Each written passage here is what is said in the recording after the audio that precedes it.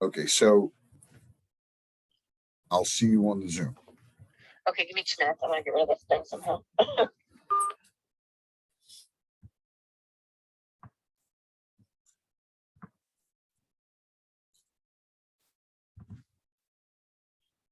Hi, good afternoon, everybody. I'm Cleo Pappas, hopefully you know that, with American Premier Realty. I am an agent here in Maryland. I am on Zoom with Brian Sachs of Homebridge Financials. We wanted to get together with you today to discuss being a 1099 buyer, meaning what is a 1099 buyer and how do you pre-qualify for a mortgage? So for those of you who don't know, 1099s are a way of getting paid income that you're not on a W-2, and you can still purchase houses. So Brian is here to get us through the process, and this applies to people who are real estate agents like myself, some types of nurses, attorneys even, and a lot of people for those who are in the gig economy. So Brian, can you explain a little further, and thank you for joining me. Oh, thank you for having me, Cleo. And yeah, you know, we all read every day in the paper or online. You know, I still read a paper, but I know people do read a paper online. And you listen to the news and you listen to the radio, and all you hear about is this the great resignation, they call it, right? Everybody is resigning. Nobody's going back to the office, and people are working in what's called the gig economy now. So what is the gig economy? The gig economy is people that drive Uber, right? Or people that do the delivery, the food delivery services. DoorDash and stuff. DoorDash is a great one. There are numerous, and as you mentioned, attorneys sometimes work on 1099s. Real estate agents 100% work on commission. Mm-hmm.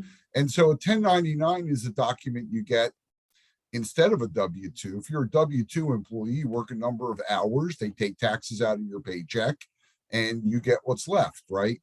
Mm-hmm. When you're a 1099 person, you are considered really self-employed. And, you know, the beauty of being self-employed is you get to write off a lot of expenses, right? No one wants to pay more in taxes. I mean, as patriotic as everyone is, right? Nobody wants to pay more than their fair share. And so when you are a 1099 employee, you have the beauty of usually creating your own hours, creating your own work environments, and not having taxes taken out of your pay. So you can write off all of your expenses, travel, advertising, courses, education, whatever it takes you to earn that money. And so we often, you know, the classic cases, I probably get 3 or 4 Uber drivers, Cleo, every month, okay? And full-time ones, and they make 70, 80,000. And that's phenomenal, right? Except they write off 60,000 in expenses. They have mileage, they have gas, they have repairs, they have to pay Uber a fee, you know, on and on. And so at the end of the day, you only have $20,000 worth of income that we can count. We do lots of private duty nurses, for example. Some of them just get paid in cash. Nannies. I mean, I could go on and on and on. I mean, not to be crazy here, but I just did a loan for a lady who's an adult dancer, and she gets paid with a 1099. I'm sure she gets cash too, but you know, well, it's the great American dream, right? To be your own boss. You know, right. So, you know, who am I? I don't judge, but it's all good. So, you know, there are typically what a mortgage company is going to do is it's going to look at your 1099, but we're also going to look at your tax returns. And whatever you claim as expenses, we believe you, right? You want the IRS to believe you? We believe you too, as a mortgage lender. And so that's where the challenge comes in for many people, because they're making the money, but they're writing off expenses that lowers that taxable income. And so a new product we just came out with, which is really unique and I think solves this issue, is a program where we're not going to ask you for your tax returns. No tax returns. And let's get this out of the way, Cleo. Rates are going to be a little bit higher, not horrendous, not atrocious, but a little bit higher than market because it's a little bit more risk. And basically what we will do is we will look at your 1099s for the last 2 years. We will average that income, and then we take off a flat 25% for expenses. We're just going to say your expenses were a flat 25%, and we're not going to look at your tax returns. Yeah. And many times that's what will make the difference in becoming a homeowner or not becoming a homeowner. You know, there's that expression, at some point you have to pay the piper. And unfortunately, a lot of times I'm the piper, right? Because you're making great income, but it's not all coming out on your tax return. It's all being written off, and so we can't count that much. And going back what I said, rates are a little bit higher than the market. And let's talk about this, I guess. I'm curious to get your take, Cleo, on what you see happening in the real estate market, because I know you're active every single day, literally in the trenches, right, with buyers and sellers. Absolutely. And I can tell you that as we're talking today, the Fed raised interest rates yesterday for the first time in a long time, and everybody's going, "Ooh, well, look, I'm going to put some perspective on it." Okay, you can see I got gray hair and a gray mustache. So I started in 1985, and you know what the interest rate was? Oh, I bet you it was in the mid-teens somewhere, probably 16, 17. It was 18.5%. I remember it. I was young and stupid. So I didn't know there was a problem. So I just went out and started selling houses and doing mortgages. Nobody gave me the memo. But I think somebody probably would have a heart attack if you said 18.5% today, right? Right. So, over the decades I've been in the industry, if you could get a rate that has a 4 or even a 5, let me say this to you. 4 is the ugliest interest rate in the world when it's going up from 3 to 4. It's horrible. But when it's coming down from 5 to 4, 4 is the most beautiful interest rate in the world. So it's all perspective. Absolutely. My first house was 8% back in 2000, and my dad said, "Buy more." But right, exactly. I thought it was a lot back then. Yep, it's all relative. So is it a great time to buy a house from the mortgage side of things? Absolutely.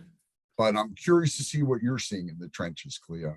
I would say even now with the market being tight and inventory low, it's still a great time to buy, because we just still see the trajectory going up in the future.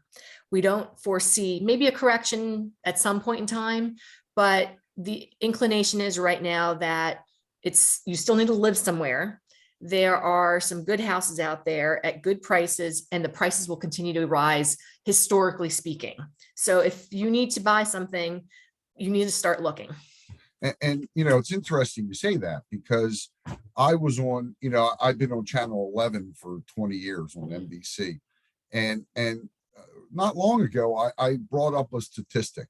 Okay.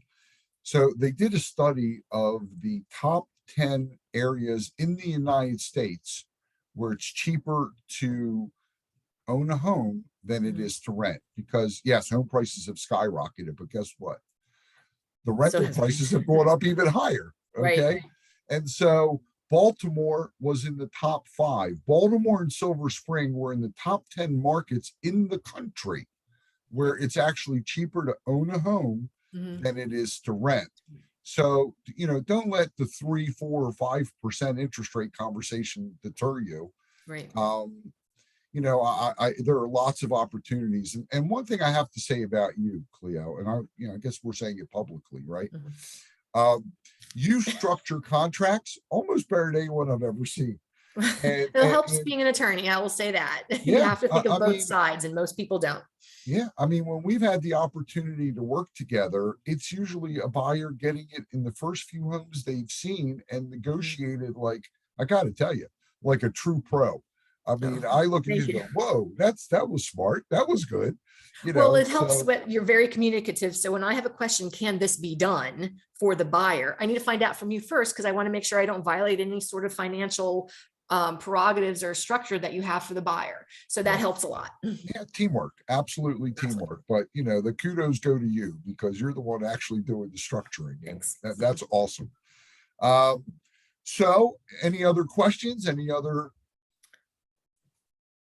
So other than your special program, is there anything different as to how you evaluate 1099 buyers versus other buyers? Well, they still can buy.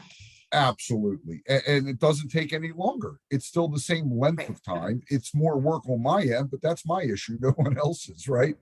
So, yeah, I mean, just to be clear, when you are self-employed, they do want to see a 2-year history.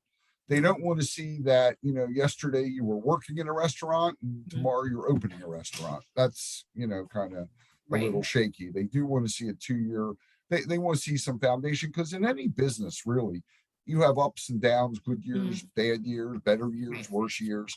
So, yeah, that 2-year history is important. But this program is so exciting because it opens up a world of opportunity for people who have been fearful, and some Mhm. whose fears are justified because they've been shut out because they've written off so much of their income.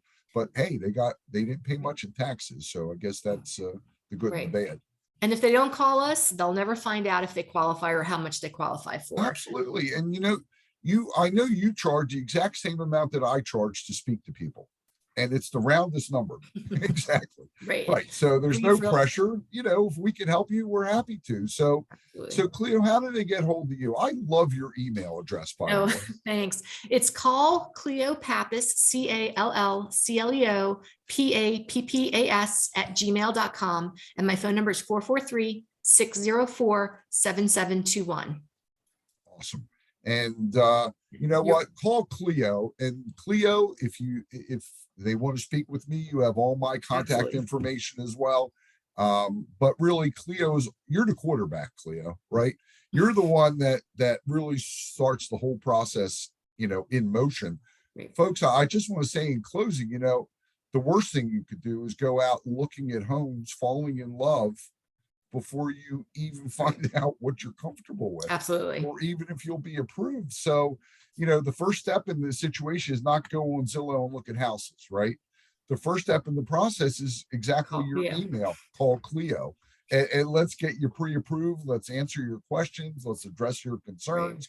Let's find out what your comfort levels are. Mhm. If you're qualified for 250, we don't want you looking at 200. We don't want you looking at 500. We Right. want you looking in the right ranges for what you're comfortable for and what you can qualify for. So, Super. Cleo, I'm honored that you have me on here, and I'll always be happy to return.